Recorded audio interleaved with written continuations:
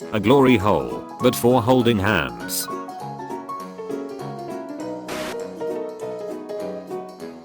The hills are alive with the sound of punk rock.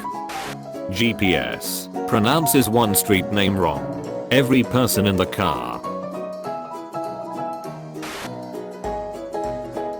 Does Faust wish to be dunked upon, sire? My name's Macbeth. And when it's night, or when the moon is shining bright, under their sleep the men do cling, I stay up late, I stab the king. Someone, so do you have a crush on anyone? Me. The forces of evil don't have time for romance. What kind of question is that? Elon Musk confirms the launch of genetically engineered cat gerals on December 1st. I was about to do it earlier but it's N. Elon no. Elon yes. World population. 7,810,521,683. Just in case somebody start feeling too important. 7,810,521,682 and me. This is my favorite, because there's deer in the distance, like IF man something going down. Hey go levitating moon lamp. I think YouTube gave me an ad for an SCP.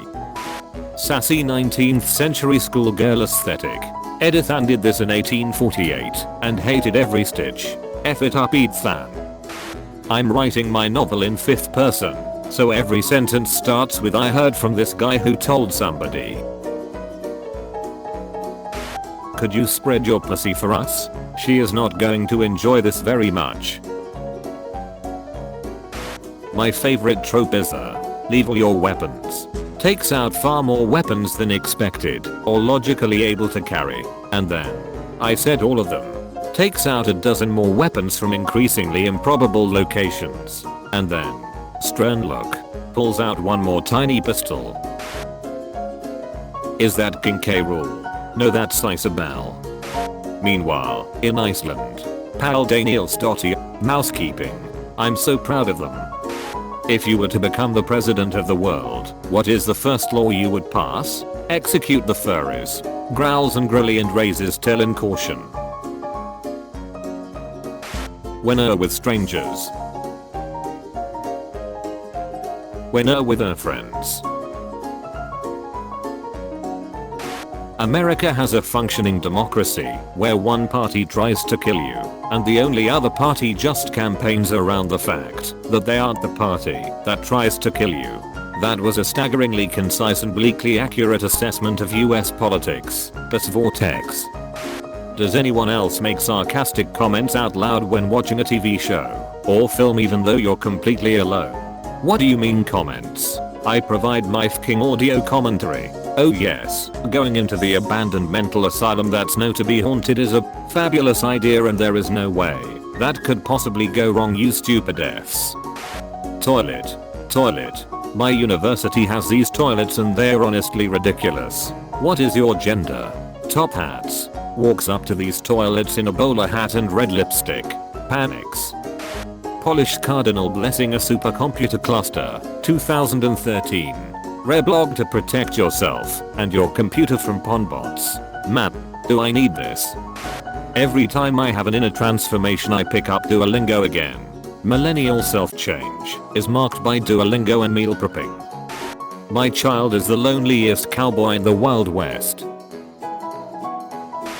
The lady behind the counter asked how much whipped cream I wanted, and I asked for a ton, and then she came back with this. We now know the exact amount of ton. Thank you for your contribution. Excellent customer service. I used to work at Dunkin', and I swear you would do things like this on people's ridiculous requests and it either got a chuckle and a thank you, or they be you out for being a smartass. Example, one time a dude asked for heavy cream, so my cashier asked how white they wanted the coffee, and they said make it purple. So I went to the decoration area and got flavorless food dye and made it purple. Never had a dude laugh harder in my life. Gotta love Dunkin'. I found my DeviantArt from when I was 12. I don't deserve this. All I have is me, a lonesome peanut. In Assassin's Creed 4 cows can walk in front of the camera while you're in the middle of a board game, making it unplayable. Whoa, just like in real life. Sims 4 first person view update. Fear.jpg. What? Now you can smooch your dream sim. This is what you see before dying. Trees, like animals, can also experience albinism. Thought it is extremely rare. The reason it's rare is because without chlorophyll, the plant can't get energy and dies shortly after sprouting, unless it has some other source of food. So if you see a plant as big as the one in the picture that doesn't have any green in its leaves, it's getting its nutrition from the roots of a neighboring plant of the same species, feeding on the sugars created by the other plant's photosynthesis. Albino plants are basically vampires. I wanna see Hugh Jackman as a wolf. Oh god, never mind. And yes, but what a shame the poor groom's bride ire. Is this the Kids Bop version? Someone at my apartment for the first time. Where's your bathroom? Me. End of the hall. If you see Jeff Goldblum, you're in the right place. This implies that the existence of Jeff Goldblum is inherently tied to the location of your bathroom. I love it. No, there's just a giant picture of Jeff Goldblum in my bathroom. This is just a reminder that Sir Terry Pratchett was knighted. He dug up his own iron ore, learned to smelt, smelted it, added meteorite iron, learned to forge, and forged himself a star metal sword, as you do. And then he put it away somewhere safe, so he wouldn't violate any UK knife laws. But now that he is gone, who shall take up this mighty blade? Neil Gaiman. Or perhaps Terry was buried with it, so that one day he can rise once more and lay waste to tired literally tropes. There's not really an afterlife, muttered Terry, hunched over the forge. But just in case. My gay brother walks into the room without a shirt on. Me, hey topless. Him, well you don't have to rub it, in that I'm single. It took me a minute. I don't get it. Someone explain please. This boy's a bottom. I'm sobbing violently. Personally, I like to think Steve's birthday isn't actually July 4th, but someone asked him when his birthday was when he was doing his little show tour thingy, and he just said it as an accident and a panic response in a bit to seem even more patriotic, and everyone believed him. And now it's like 100 years later, and he's too deep in the light to back out now because he knows all the Avengers would fking publicly roast him if he admitted July 4th wasn't actually his birthday. Like he would literally never live that down. So he lives his life in fear that some BS historian is gonna find his birth certificate and expose him. Avengers. Happy birthday, Steve. Bucky, eyes narrowing. What the F, your birthday isn't until. Steve, holding back tears. Shut up.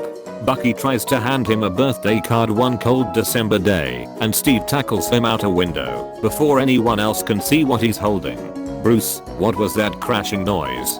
Tony, fiddling with something. Barnes just got tackled by Cap because today is his actual birthday. Bruce, how do you know?